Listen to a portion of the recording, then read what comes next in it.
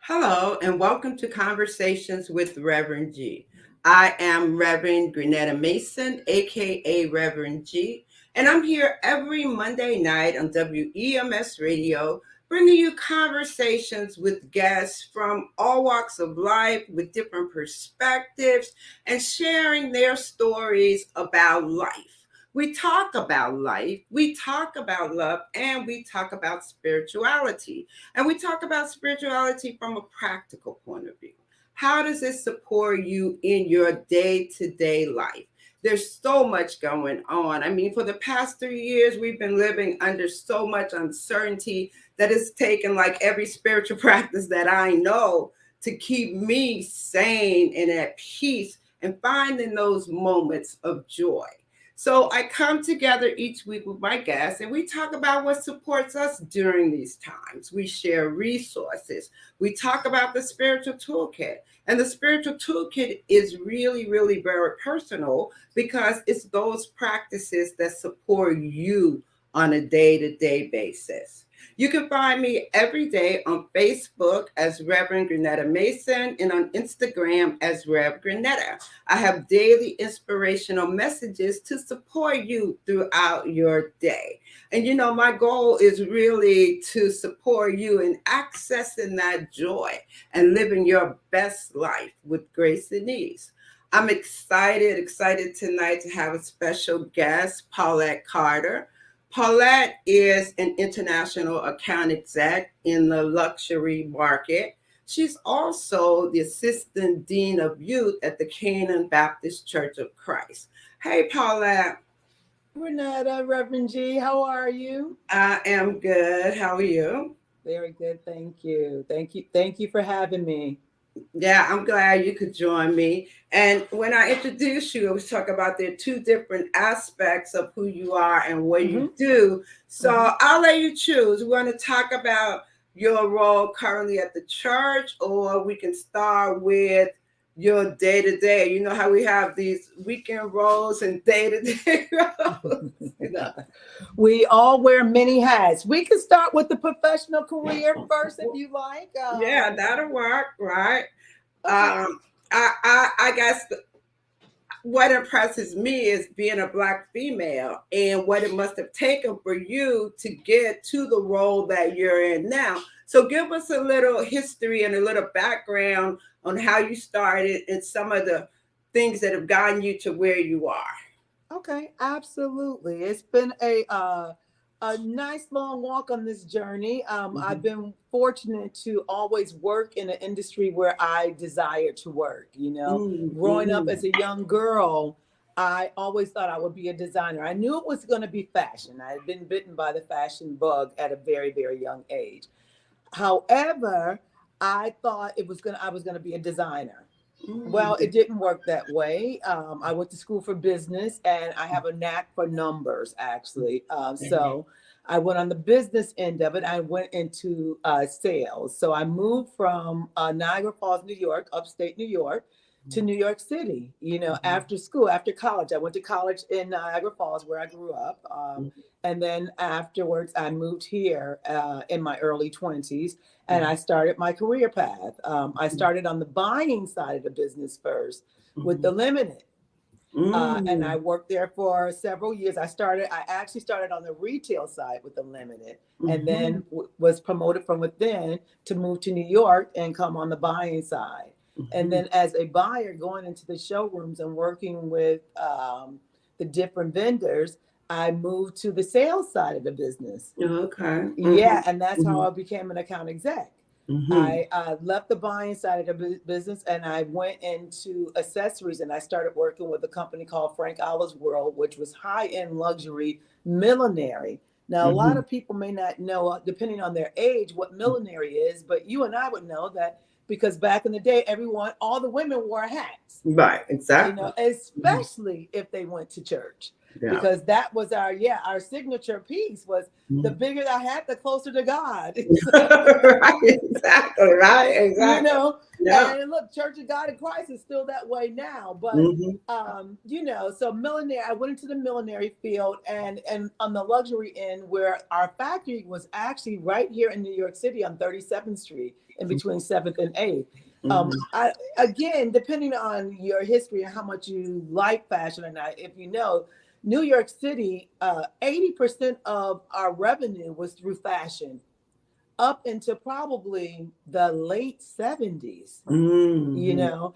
And then as the country started to outsource things to China, is Hmm. when New York City lost all the a lot of the manufacturing of fashion started right here in New York City, whether it was a sketch on a piece of paper or whether we were actually producing the garment.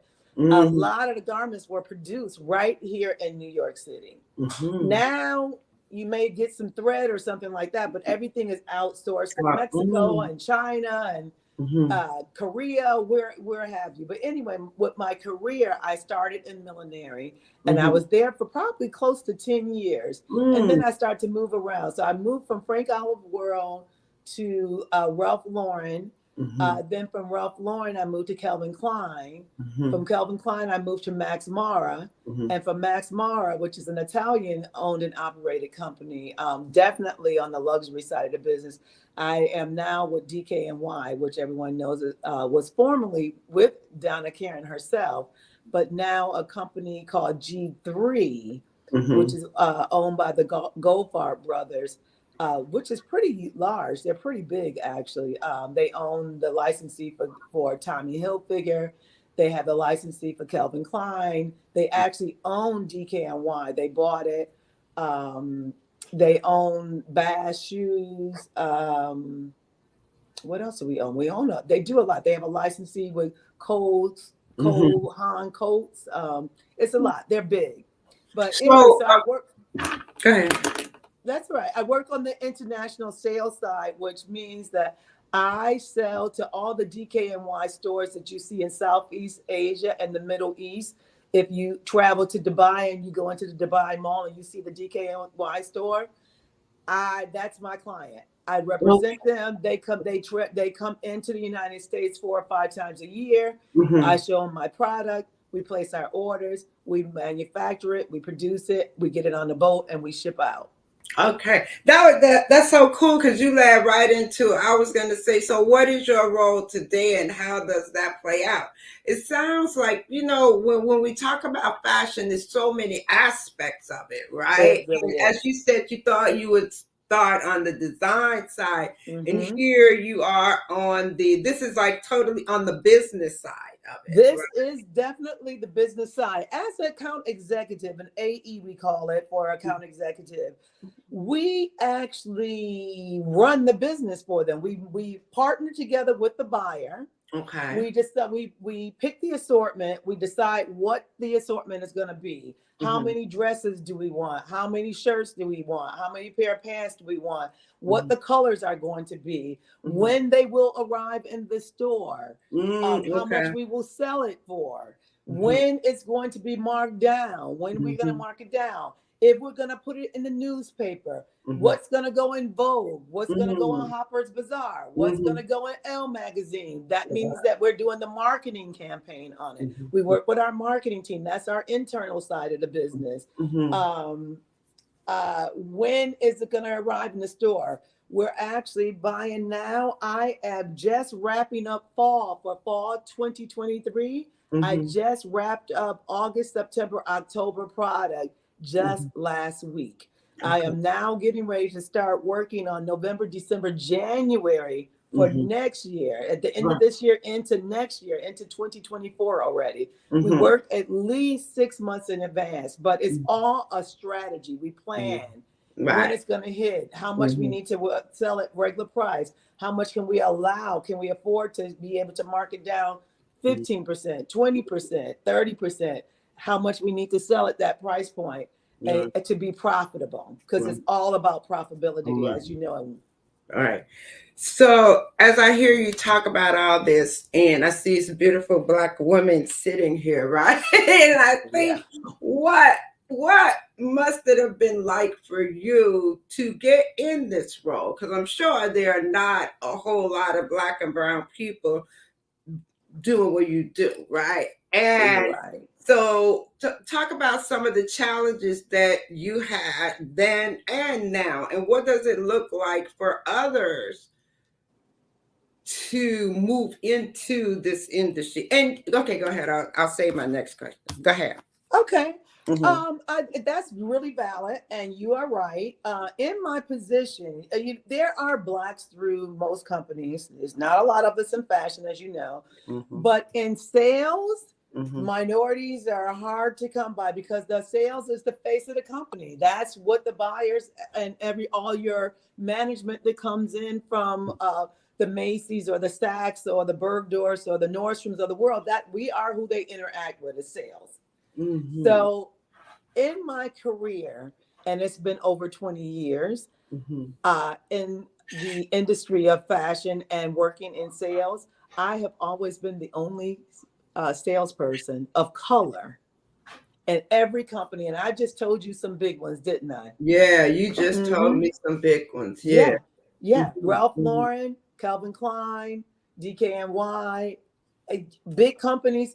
We all wear them. Minorities wear them, right? Yeah. But they're not minorities selling them on the wholesale side. Now Mm-hmm. you may walk into Saks on a retail side and see more minorities, Mm-hmm. Latinos, Mm-hmm. Asians, Mm-hmm. African American women. But to climb that ladder and positions of to give you a senior on the title, Mm-hmm. VPs are even harder, even Mm. more scarce because you're the face, And Right. presidents, really hard to come by, whether Mm-hmm. it's design, whether it's finance, whether it's sales, as well as, believe it or not, as many females are in this industry. Mm-hmm. When you get to a certain level, it's all males.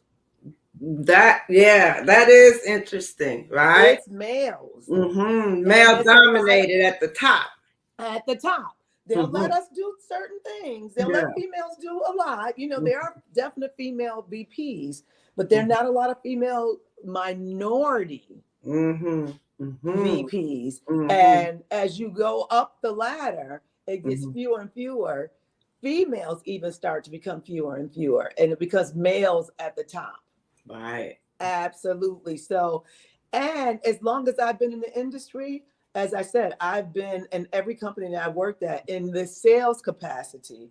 I've Mm-hmm. been the only minority woman. I'm the only minority woman in DKNY right now in international or domestic selling for DKNY. Now, you won't know, you can walk in any Macy's and see DKNY. It's a big company, Right. but I am it as far as a woman of color in the on the sales side of the team. I am it. Wow. And that we wouldn't just necessarily know. You suspect that this happens in the big companies, but Mm-hmm. even from on that level, you wouldn't necessarily know because, as you said, it's like the higher you go up, And I Yes. was going to talk about, oh, well, what do you think the impact of the DEI is on this industry, right? And have you seen any kind of strategies or is it just all talk as far as you've seen in your industry? As far as any diversity, Yeah. yeah, I think it's a lot. They need the token, and they make sure that they represent us. There, I feel like it really depends, because I will say this much. I don't want to sound negative. No. I feel like we have to represent ourselves and we have to help each other. So I do. I Mm-hmm. definitely mentor wherever I go because someone has always helped me. Someone has always been there to give me a word of encouragement, to take my hand and tell me what I need to do to get to the next level. So Mm-hmm. I feel that it is my responsibility to give back. Mm-hmm. In all aspects of life, it is our responsibility to give back. Mm-hmm. So I definitely mentor. Mm-hmm. And the company that I work for, I told you that owns DKNY is called G3. Mm-hmm. Now, I don't want to say quiet as it's kept, but it was quietly kept. they did give $300,000 to the United Negro College Fund. Mm. And I sat on the committee actually to help come up with the 10 scholarship recipients Okay. Mm-hmm. of that $300,000. Again, we have to just dig. You have to ask questions. You have Yeah. to ask. I actually still have a mentor. It is a female. She's not a minority, but she is a female Mm-hmm. within the company. Okay. And I feel like you're never too old to learn. Yeah. You're never too old to learn. Mm-hmm. So I feel like there's always somebody who knows more than me that can help me on my journey, on my walk, make my life easier, Mm-hmm. actually make help, which brings happiness to us, Right. right? Yeah. The easier the life is, it makes us happy. Yeah. I was So, thinking about that too because when they talk about having a mentor or a champion or somebody that's bringing you along, mhm. that was you have somebody there with you, right, each time, or were you just hitting the wall, you know? Well, I've had there's another association called the Retail Action Group. It's BRAG for short, but it stands for Black Retailers Action Group. Mm-hmm. When I arrived in New York City, it was one of the first groups I was familiar with, I learned about, and I joined it right away. And Okay. so one of my first mentors was a minority male, and he was the president, Mr. J.J. Thomas, of Black Retailers Action Group. And again, I still consider him a mentor. Now he's retired now, but we still stay in contact with each other. I still check to see on how he's doing. He reaches out to me to see how I'm doing. And when I want to know something, I reach out to him for Mm-hmm. information. Mm-hmm. Another friend of mine who was a mentor, but more family to me, which you actually know her, is Miss Renee Hunter. Right. Miss Renee Hunter was in the industries she started out as a model and then became a buyer for Saks Fifth Avenue for Mm-hmm. years. Mm-hmm. I worked up under her when I was with B. Michael, Mm-hmm. actually, in between, right before I went to Ralph Lauren. Mm-hmm. Actually, I met up with her over 20 years ago. And Mm-hmm. again, she is well respected in the industry.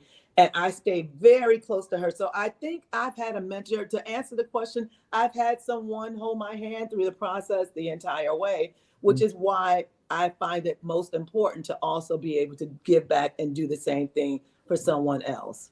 Yeah, which I also encourage people to look for those mentors. Absolutely. And encourage them to look for someone to support them and give them the feedback because it really can be challenging navigating your way through the whole corporate world, and no matter what industry it is, right? We have Absolutely. the same challenges in navigating. And I know, as you said, the part we see, it might look like that, oh, they have these minorities sprinkled here and there, but really, as you really get to the top of what's really going on, right? Where is that representation? Where is the represent?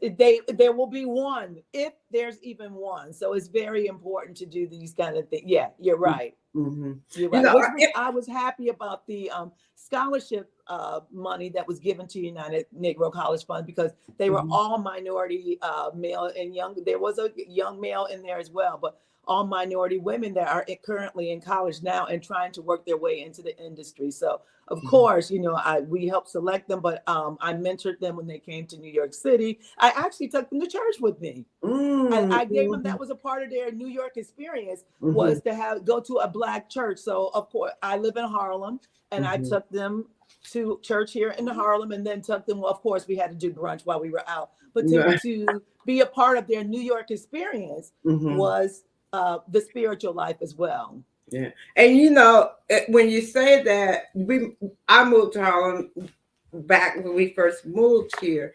And I can remember the beginning was the Black churches were a real draw. There would be buses every Sunday, and there would be all the churches will be filled, Yes, with that became tourists. tourists. They're a part of the experience It's a part of the was experience. to come and go to the church, right? Absolutely. Yeah, and but and it's not buses now, but it's still right a Oh part yes. of. Oh yes. You can It go. may I not could be go out buses on any Sunday and see and any given tourists Sunday. asking where's the church, you know, Absolutely. on any Sunday. So it's totally a part of the New York Experience experience, is the right? gospel. Absolutely. Absolutely. You are right about that. All you have to do is go out to any subway stop. You'll see people, large groups looking around trying to find, trying to Trying to find, find the church, right? yes, find the church here in Harlem. Right. And I just can remember all the different phases of it. They, how they would come in, but they wanted to leave. Then they had to move them to the balcony so they could leave without disrupting the church. Right. Without being disrupted. Exactly. Right. The Right. lines would be around the corner. I know. Yes. Wait. And also they had to take up the money before they let them go. All right. So when do you do your collection? Do the collection first. Yeah, but now look, post COVID, you do everything online. So it's like, you Yeah, know what? now it's Give like us lines. right, but it's so interesting too because you thought they were gonna move to where they put the little cash by the pew, right? You thought that was gonna be the next move, right? Plug in by the pew, right? But now, with COVID, it's a You different, are right. You right? are And, right. and even as an international account exec, how did Mhm. COVID impact your business? Well, actually, my business thrived because, Mm, as you said, I'm international. I do Southeast Asia and the Middle East. okay. So I do Singapore, Malaysia, Thailand, Philippines, Indonesia, and the Middle East, Dubai, UAE, and KSA. Mm-hmm. Because they were a little ahead of us, especially Asia was a little ahead of us with the illness. They Mm. opened up ahead of, they shut down first. I'll never forget it in 2020 when my factory, my warehouse in Hong Kong said, well, we may have to close down for a week or so. They're talking about, the government was talking about closing the whole city, whole city down. I was like, what? I Mm. didn't believe it. I was like, absolutely not. Who Right. knew? Right. Who knew? Yeah. I'm like, oh, absolutely not. They're not gonna, that's their industry. They're not gonna do that. Mm-hmm. Well, they closed down before we did. Mm. And they closed down for 2 weeks first. Mm-hmm. And so I thought, oh, they're going to close down for a couple of days. Well, they closed down, and we know that everything shut down, and it shut down for months at a time. But then when we started to reopen, Mm-hmm. we here in the United States were still closed, but they were already open. Mm. And they manufacture, most of my goods are manufactured out of China or Turkey, but it's not in the United States. So those countries opened up first. Mm-hmm. So they shipped first. So my warehouse opened up first Mm-hmm. again. And I was able to start shipping Mm-hmm. right away. Mm-hmm. I shipped within the first year. I started shipping goods in 2020 where the United States was still closed. Mm-hmm. Now if you had a internet presence, a .com business, Mm-hmm. your business never stopped. Right. It slowed a little because of trucking, getting things on a truck or getting things on a boat. Remember when all the waterways were all backed? Right. That's what I remember that. Right, exactly. Were backed up. Yeah. There were ships and ships and ships just piled up. It took us over a year, probably about a year and a half to really catch up. But again, because of my clientele where I ship to, they opened first. I was able to rebound faster. I also have an internet presence. China's business boomed on the internet. Their internet business became their number one store. Yeah, because people were at home. People were right, and they needed to do something. That's what they were doing. That's what they were doing. They were shopping online. Yeah. So for my business, I didn't lose a lot. 2020 was difficult Mm-hmm. 2021 was better. Mm-hmm. 2022 is even better. Mm-hmm. And I'm hoping, as a matter of fact, for my company, and well, I was getting ready to say maybe I shouldn't say it, but I can say it because we're a public company and this is Mm-hmm. already we've already Okay. had our year end financial meetings. Mm-hmm. Mm-hmm. 2021 Mm-hmm. was a record breaking year because we worked from home and we were very profitable. Mm. There, it was one of our, when I say record breaking year, meaning profitability. Mm-hmm. Mm-hmm. Hmm. And Because it everybody costs work less. from home. That's right. It costs less money to make the same amount of money. So it became more profitable because it costs you less to do it. Yeah. Yeah. And Interesting, they'll look right? at those numbers, right? And see how, because people don't really want to go back to work and work in In the office person. That's in right. They person, don't want to go right? back in person. They want to work hybrid, which But yeah. we did for a while. But Mm-hmm. again, because I have to, I show live product. I'm still doing it though, believe it or not, because as I said to you, my clients are not in this country. I've been doing virtual appointments since 2020. So So it's you made guys, us use technology, make it yeah, work to our benefit. So what yeah. I do now, where usually my buyers would come into my showroom four Mm-hmm. times a year, Mm-hmm. and we would pick product, put it up on the wall, merchandise it, re-merchandise it, read this, read that. Now I take my phone, I actually create a video right inside my showroom while I'm walking my clients through the product. I still Wow. show them the product in the showroom, but they're not touching it themselves. I show it to them via video where Mm. they can stop, rewind, fast forward, enlarge the picture, all of it, and it makes it actually easier. So my clients have not been in my showroom since the December of 2019, Wow. and my business is profitable and still growing. Again, you can go into any of our stores in Mm-hmm. Singapore, Malaysia, any of them. My stores are fully stocked and operational and in business. Mm-hmm. Yeah, that is, it's interesting the impact in different industries, different jobs that Mm-hmm. the whole COVID situation had. Mm-hmm. And that's good because we could shift into the impact that it had on people. And I think that people are still, right? Oh my God, right? Yep. Oh, and then you think, what is going to shift? What is going to cause a shift? What is going to cause it to, and I also feel that I've been here and things do change over time, right? There Absolutely. were the Absolutely. 60s. I was around when Martin Luther King was killed and all of that, and we had all of Mm-hmm. that, and we moved out of that, right?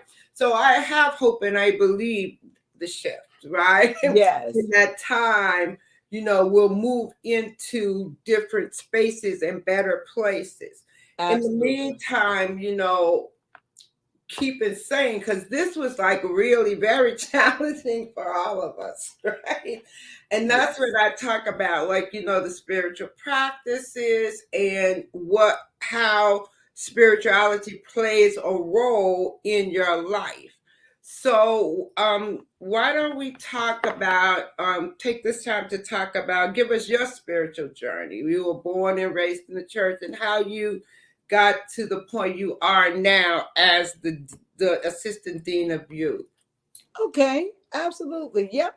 Well, you hit it right when you said born and raised in the church because we, as most of us African American, if you have any kind of Southern background, you definitely probably 90% of us were born and raised in the church because I I didn't was even born and realize raised I here in said that, right? right, born and raised in New York State, but my family is from the South. So I grew up like a Southerner. My grandparents lived down the street from us, from my Mhm, mother, from us. We lived three mhm, doors down from my grandmother and mhm, grandfather. So they were really instrumental in my life. It was like having two sets of parents, and they had that Southern background where, it is church. Maybe I wasn't in there all day long, but mhm, it was definitely every Sunday. And every Easter you went back because you had to do your little poems and everything. And every Christmas you went to 6 o'clock service in the morning, and then you would go back, mhm, again in the afternoon, and you did all the plays and so on and so forth. So yeah, I grew up knowing, learning how to pray, learning how to say the Lord's prayer, from Mhm. Matthew 6, Right. learning the 23rd Psalms. Mhm. We all know Mhm. these things. These are things that gets us through life. As a Mhm. child, you feel like you got to learn it, but as Mhm. an adult, you apply it. And Yes. there's your difference right there, That's that you different. have to, Yeah.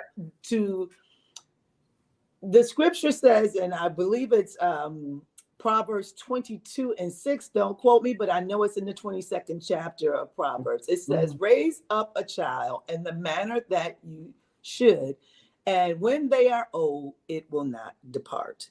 Mhm. What that is, all that is saying is, raise up a child in the way that you should. Teach him what he needs to know about having a relationship with God. When they get older, meaning it won't depart. It doesn't say that we're going to be the perfect child, we're No. going to be the perfect person. But Mhm. what it's saying is, you're going to think about what you were taught. Mhm. All Mhm. right. You're going to think about it at least once, and think about what you know is right. Mhm. Mhm. Okay. And Mhm. Mhm. hopefully apply it, because when you know better, you do better, or Right. you should anyway. Mhm. Okay. So Mhm. I truly am a believer in raising up a child, not force feeding them anything, because if that's what all you're giving them, that's all they know. Right. Right. Right. Right. And Right. so it's a part of their life, and it's good to them because that's what they know. Mhm. So if you do it at an earlier age, you don't have to break a bunch of habits. That is their habit. Mhm. Mhm. And then as we get older and we see the need, you get exposed to the need to have a spiritual life, to know how to say, Lord, have mercy, or Mhm. Lord, I need you, or Lord, it is me. Do you hear my call? Mhm. Mhm. You Mhm. don't know how to pray or call on God unless you know God, unless you've been exposed to him. Mhm. Mhm. Things that you haven't been exposed to, you can't do it. You Right. can't try it. You Mhm. can't apply it because you don't know it. Right. So that there's your importance of needing to know, to raise your child in a way that they know that God is real. And Mhm. there is a time, if you are alive, there will be a time in this life, as long as Mhm. you are living, that you will call on God. Mhm. Whether you call on him for yourself or for someone else, you will Mhm. call on, you will learn. You Mhm. will learn. So isn't it easier to not force feed and to just train, to teach a child to that God is real and the importance, so that they don't have to wait until they get in trouble to say, Lord, it's me. Mhm. It's Mhm. me, your daughter. Mhm. Your Mhm. daughter. Mhm. I need you. Mhm. Show me the way. Help me. Mhm. So for me, I like to feed myself and nurture on the word every day. But I had to grow into that. I didn't Yeah. do that as a young girl coming up Right. at Mhm. 7 or even 17, or, Mhm. was Mhm. I reading the word every day? I can't even say at 27 I was reading it every day, but I Mhm. did go to church. I went at Christmas, and I went Mhm. Easter, Right. Right. Right. On I those went for New times. Year's Eve. Right. Right. But it was, but it was in you, right? It And was, this is what that's I'm the thing, saying. right? Because we grew up, and it was just so much a part of what we did, and no matter what we did, it was there. Because when I went to college, I didn't go to church, and Right. I didn't really. I don't even know when I started to go to church, and even when I went to church, very grown, it was to sing in a choir. It wasn't that I was totally being fed in the particular church, but the Right. choir was like really feeding me. That was what. God met you where you were. Exactly, right? He And met you where that's you were. exactly, and that was a part, right, of Mm-hmm. my spiritual practice, singing in the choir, right? Absolutely. And Mm-hmm. going to church. At one point, I was doing like 3 churches every Sunday, this choir, and another church, right? Mm-hmm. But it all flowed because it works, and Not even knowing that you were feeding yourself. right, exactly. And now it's like there's a whole different shift, because how do we get people going back into the church? And even before COVID, you were having online services, Mm-hmm. and people were able to choose. But since then, I think more and more people are choosing to stay home, right? Absolutely. Yep. And I mean, and just shifting on that is the youth, right? I'm interested in, as today, you have contact with the youth. What what do you see that we need to say to them? How do we reach them? Because it's not like they're being born and raised in the church. This is true. I think this has been an ongoing problem. Oh, I shouldn't say problem, but an ongoing issue. And I don't think it's going to go away, because if you think back when our parents were raising us, it was the same thing. How do you engage with the youth to get them interested and keep their interest? Because you get to a point, like Mm-hmm. I teach, and I am a church school teacher currently. Oh, okay. And I also I sit on the youth board, which helps all the ministries, youth ministries in the church. We are the liaison between them all, and we keep all their schedules together and that kind of thing. But I also teach church school. Mm-hmm. And the age group that I teach is in between 13 to 18, which is, we call it the in teens. Okay. That is always the age group that you have the most difficulty with. And the reason I say difficulty is how do you keep their interest? Because that's also the age where they're becoming young adults, where they're exploring their own life. And they should be exploring their own lives in school and getting involved in extracurricular activities that pulls them in different directions. Mm-hmm. Yes. So there's where your foundation, you find out what their foundation is about. Because if you put it in them, I'm not saying that they're going to be belted or controlled in any kind of way by the church, but they will know how to conduct themselves no matter, and make good decisions, because you've given them what the tools that they need to be able to pull on what they know and make good decisions for themselves. So when just because someone is doing something doesn't mean that you go in and join in with them and do something that is not right. Or if somebody is being mistreated, that you turn around and you say, "Hey, listen, that's not cool." We were just talking about that today in church school, because I just came from church school before I came here to do this, to have this session with you. I taught earlier, and we were teaching about Martin Luther King, talking to white ministers as well as Black ministers about injustices and being involved. The church doing what he considered was right, because he felt like, Christ died for his freedom, and he should have certain freedoms and liberties the same as anyone else. And he stood on what he knew spiritually. He took it socially. And that's what I was saying to my class. I'm like, if you're learning about Christ and you believe in Christ and you standing on your faith, then stand on your faith no matter where you are. Whether you're in school, whether you're on the bus, whether you're walking down the street, whether you're in a store, whether you're in a restaurant, it doesn't matter. Whether you're in church, Right. What you believe in and that you know is right. Right. So there's where I say your foundation in the show. Because we're saying we were raised in the church, it will show, because you won't always make the best choices always, but you'll make a good choice 90% of the time. I went back to the golden rule with them. It is, have no other God before me. I am the one and only God, and treat your neighbors as yourself. And if we did that one thing, which is treat our neighbors as ourselves, we would live in a really beautiful world. We would. A beautiful world. A beautiful world. People just forget that rule. So again, there's your foundation right there. You don't need anything else, because if you love God and then you love your neighbors like yourself, what else do you need to do? Right. You can always make a good decision.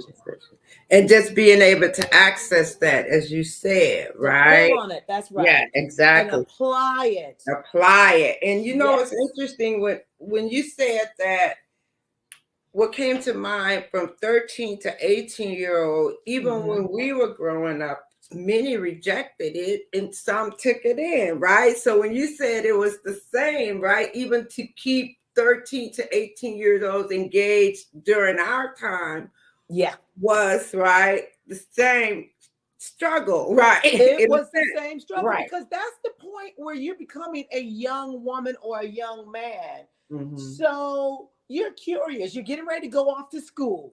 Mm-hmm. You want to be cool. You don't want to be the square. Right. So you want to hang out with the cool kids, not the square kids. Mm-hmm. You start thinking, you start teetering with, do I want to be smart or do I want to Mm-hmm. look good? Do I want to Yeah, look cute? You exactly. want the boyfriend or you want the Right. girlfriend. So Mm-hmm. you know what I mean? So it Yeah. becomes very hard to keep them engaged. Mm-hmm. So Mm-hmm. as you just said, you were going to three different churches because you like one thing, you like music. What is it that we do to keep them engaged? And Yeah. so I meet them wherever they are. They want to Yeah. dance, That's then get it. in dance the word.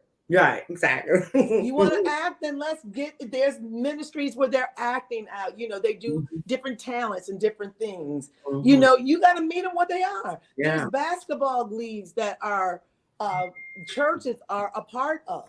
Mm-hmm. You know, Yeah. Yeah. I you got to meet them where they are, wherever it is. I always take my children. I don't take them every year, but usually within about every 3 years or so, I do a trip. I've taken my kids to Niagara Falls twice, to my mom's church and Mm-hmm. the church that I grew up in.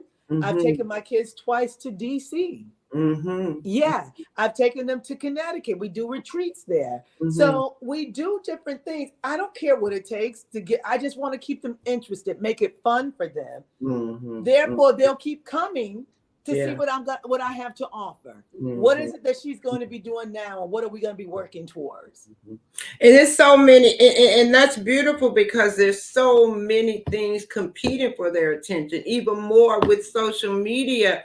Where so Absolutely. we didn't have the same so much going on pulling Right. for our attention. So it really Right. takes a lot to get them engaged and keep them And engaged, keep right? absolutely. Uh, You have it. You hit it on the nose, definitely with social media, because at our day and time, we had to physically leave our house to go be social, to socialize. These kids have it in their hand, and they have it in their hand 24 hours a day on a yeah, telephone. yeah, Everybody's busy getting kids telephone at 7 or 8 years old. yeah, No. right.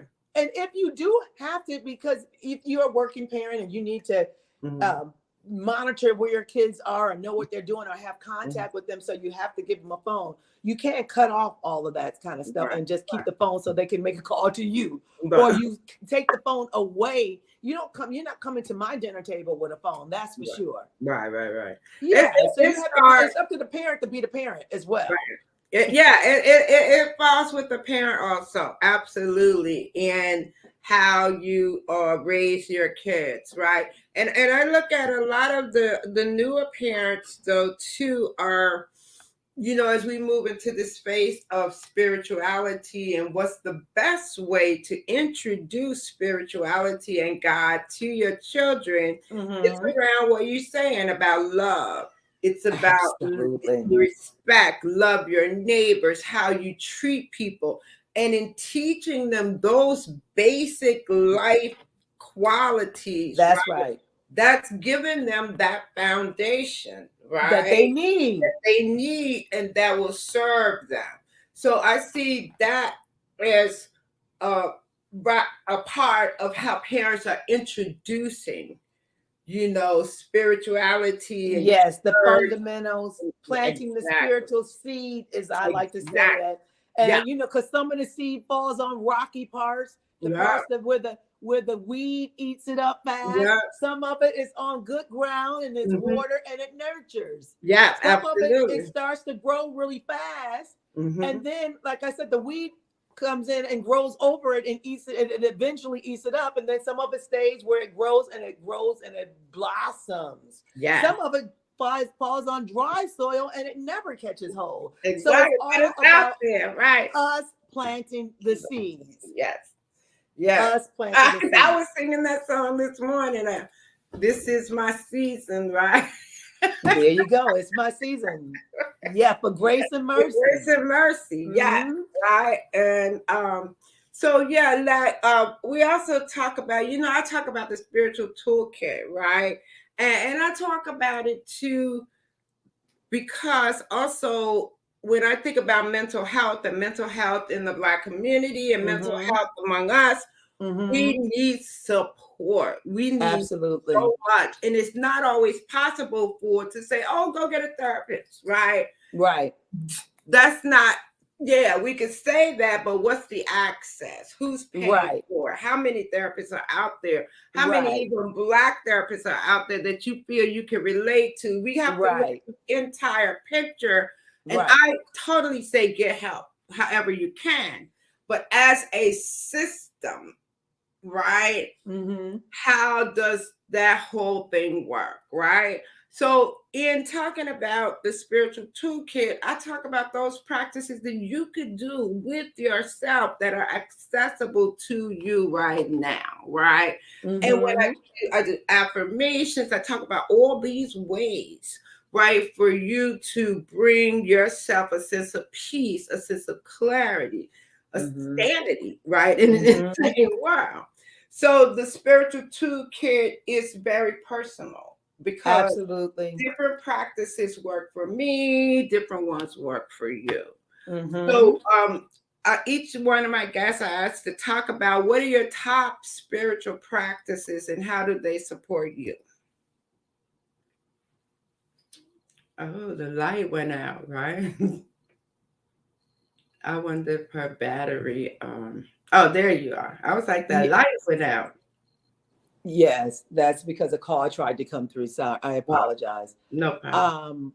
Um, my in my spiritual toolkit, Hmm.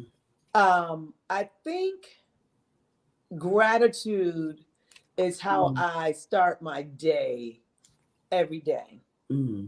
I had to learn that. And it was not because I had any kind of bad lessons or anything like that. I think it's because I probably had such a good life that I've learned that when my eyes open, I say thank you God. Mm. You know, that I Mhm. start with gratitude. Thank you God for Mhm. waking me for Mhm. this a new day. Mhm. It is a Monday evening, Mhm. but it's a Monday that I've never seen before. Yeah. I've not lived that Monday. So thank Mhm. you, God. I've Mhm. learned to start because I've had such a well balanced, almost like my life is sheltered, like I'm chosen for something. I don't know what that something is yet, Mhm. but Mhm. it's been so good. Not by like, I'm not a uber millionaire or anything like that, but I've had a real easy life. My Mhm. life has been Mhm. blessed and Mhm. anointed. Mhm. My grandparents lived until in my 40s. Mhm. I know some people, their parents didn't even live till they were in their 40s. Yeah. You Yeah. know, Mhm. I was with my grandparents this long. Mhm. The people who nurtured me and helped give me these things. So they've taught me how to say thank you, Father, Mhm. Mhm. with my blessed life that you've given me. So I Mhm. start every day with gratitude, with saying Mhm. thank you and just a quiet, simple prayer. Mhm. Another thing that I like to include in my spiritual walk is that I start my day with the daily word. I get it Mhm. delivered. It comes in a book. It has 2 months at a time. It's a Yeah. small little book. I get it in big print. You can get it. You don't even need it in print if you don't want. You can get it right online. I Mhm. still like paper. I'm old school, but I Mhm. start my day off with just that little scripture because, like you said, it gives you an affirmation at the end. And the affirmation is always biblical. It's Right. scriptural. It's Right. coming straight out of the Right. word. It's not Right. something that somebody thinks is a fancy, Mm. cute little way of saying something. Mm-mm. This It's is straight out the word. scriptural. This is Right. facts. This is God's holy word. So I Mhm. start off with that. And Mhm. then probably my third practice that I do every day, Mhm. these are things that I do every day, is I feel myself, I start with some gospel music. Gospel means the It's good so word of good. Jesus Christ. So I Mhm. start Mhm. myself off Mhm. with the With good that. word Right. Me every too. day. Even on my worst day, I Mhm. start off with a little song or something Mhm. that can make me, it just puts me in a mentally where I need to Mm-hmm. go Mm-hmm. forward, because I don't know what's out when I walk out that door every day. I don't know what's out there, what's waiting for me, what I'm going to run into, what I'm going to be exposed to. And I take the train every day to work. So I'm exposed to a lot. I get off on 42nd Street every single day because we know Mm-hmm. the garment district is downtown. Right there. Right. So yeah, I'm exposed. It's not what it used to be, people. There's a Mm-hmm. lot of stuff out there that I deal with early in the morning, believe it or not, Mm-hmm. that I'm exposed to. So I Mm-hmm. arm myself with the Word of God and Mm-hmm. with lyrics and affirmations every day to protect myself. I ask for the protection before I even leave my house. But if Mm-hmm. I say something and I'm up against someone, hopefully I'm going to say something encouraging to them, Yeah. not to get Yeah. them triggered up and Mm-hmm. we're against each other, Mm-hmm. but I would do Mm-hmm. something the exact opposite way, which Mm-hmm. is, like you said, out of love. If I can Mm-hmm. remember that. Sometimes I'm a little nervous out there, though. Things do Mm-hmm. Yeah. frighten me and Yeah. scare me, where I just pull back and don't say anything. But if I'm going to say something, hopefully it will be in an encouraging word to Right. give them Exactly. some hope, because I know I have hope. Right. But Right. hopefully Right. it'll give them some hope Mm-hmm. that things will get better, that Mm-hmm. everything is going to be all right. And I'm doing that because I'm giving myself a little word and a little gospel music to make me feel better, and hopefully I can pass some of that Better. along. Yeah, and I But was thinking of, as you said, because it's the energy. When you're walking out there, with a certain energy, just a smile sometimes absolutely. can make a difference, right? And that just like what energy forces around you. And I know what you're saying too. You have to have that like protective, right? Armor, Yes, right? You walk out there ready because you have to be aware it's changed, right? And I'm it is blessed too that I could totally just walk changed. or take the bus. I haven't really been in the subway as much since 2020, right? Mm-hmm. And I know that it's a whole different world down there, right? And It is. everything is, but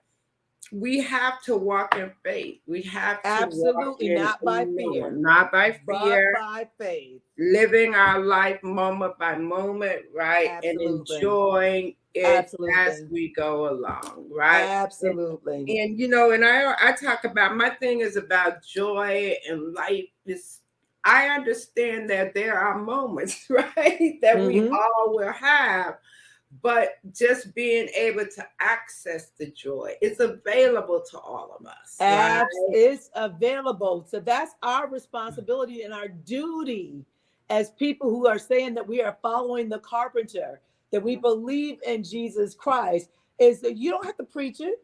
No, You're, as you said, the aura, the energy that we put out there, yeah, it speaks for itself. What we say, our walk should match our talk. right, exactly. So to Right. your point, a smile. Sometimes people are so busy trying to ignore somebody who needs some Mhm, help. mhm, I'm not homeless because I want to be homeless. Maybe right, there are some people out there who made some mistakes, but not everybody out there is a bad person that is homeless.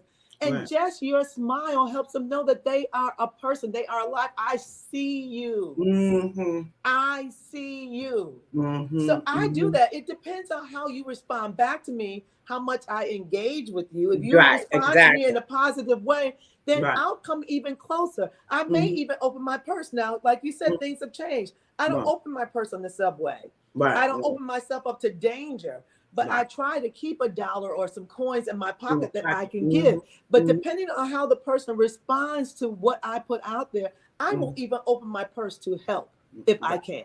right.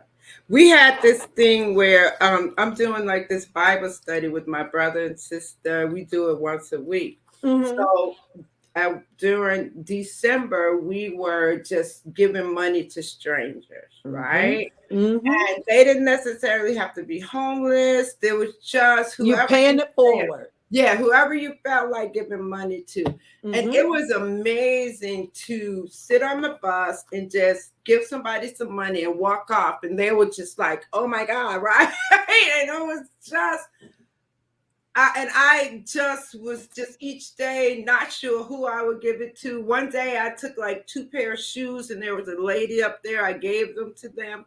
So just the way of doing, as we said, supporting, because I walk by 125th Street every day and it is awful, Oh right? yeah. Yes. Awful, awful, awful. And I see it, and each day as I'm walking, I am praying for them. I'm like, oh wow. Just that whole thing, because I would have to pass out money continuously with the way the situation has shifted there. But Yes, it absolutely. reminds me too, also seeing all of them, of how blessed, that I We are. This is what I'm am. And saying. I know I'm blessed. yeah, right, to see that the whole shift, right, Yes. in what it looks like. So Yes. it was something else that I want. One other thing, because time is flying here. Have you seen, okay, so we talked about mental health, and I know you work with youth, right? Yes, On ma'am. that front, so what kind of things do you guys have in place, or have you seen a shift in them since before and now? Um, Not really. I was, you know, a little bit aware of that because I haven't seen it in my youth, but I've seen it in some of the millennials, the people who are Mm, in their early 30s, late 20s, early 30s that I work with. Those people are mm. having some definite anxiety. Oh, okay, okay. It's Some the definite older, right? the Okay. older my Mm-hmm. kids and younger, the I teach the in teens. We have juniors, we Mm-hmm. have primary, and we have even pre-K. We go all the way down. We start our classes as young as 5 and we go all the way up to 18. Mm-hmm. I don't see it in that age group so much as them not being able to cope with things that are going on, but I see it stressful people like the working age, like the millennials are Okay. definitely Mm-hmm. struggling. Right, They right, right. they are struggling. They again, we were talking about the social media. Mm-hmm. Those kids were the beginning of that social media craze. Yeah, yeah.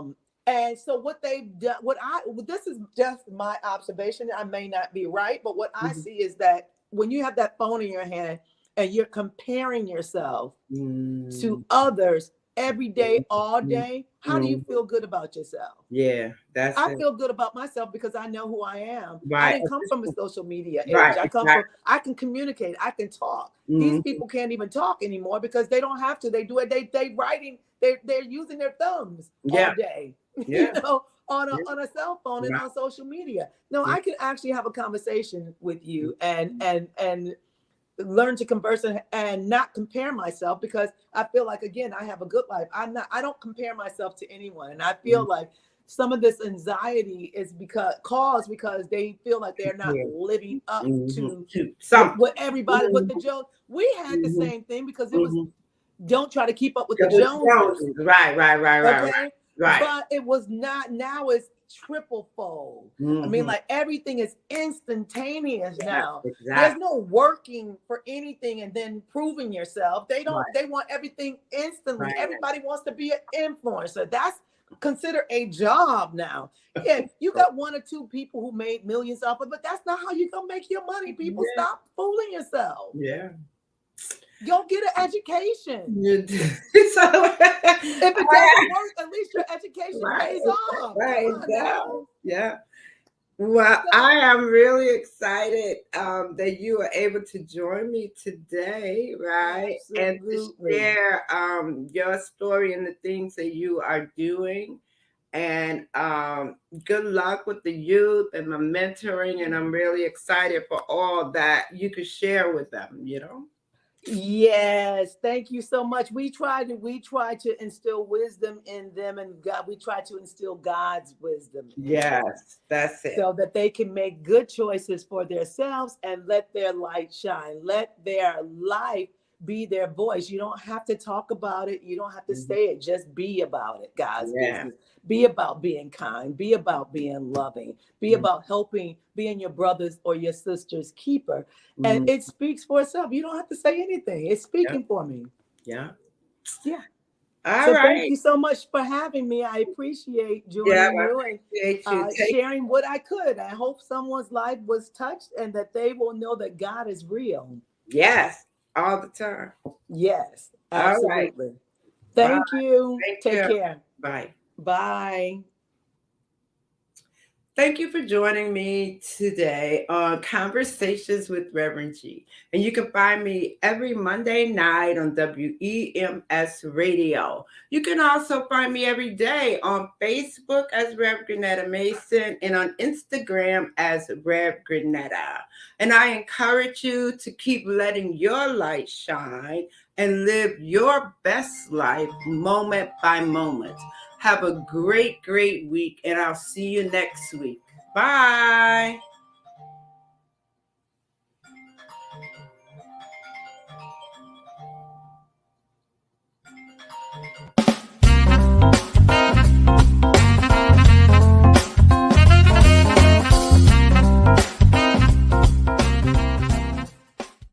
No, no, no.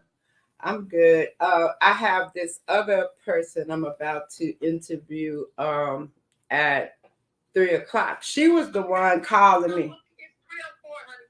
Okay, I'm gonna call you back. Okay. Bye. Prophet.